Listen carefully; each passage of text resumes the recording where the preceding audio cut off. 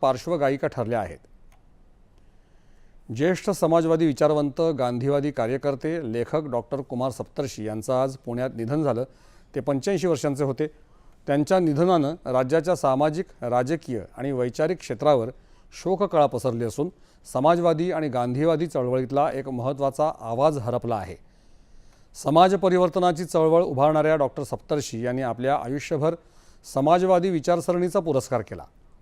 युवकांना संघटित करून सामाजिक आणि राजकीय परिवर्तन घडवून आणण्याच्या उद्देशानं त्यांनी युक्रांद अर्थात युवक क्रांती दल या संघटनेची स्थापना केली होती।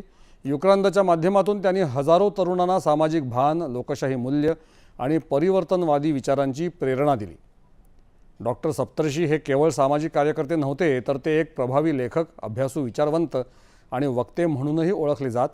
समाजातील विषमता, अन्याय, भ्रष्टाचार आणि लोकशाही मूल्यांच्या ऱ्हासाविरोधात त्यांनी सातत्यानं आवाज उठवला। डॉक्टर कुमार सप्तर्षी यांच्या निधनाबद्दल राजकीय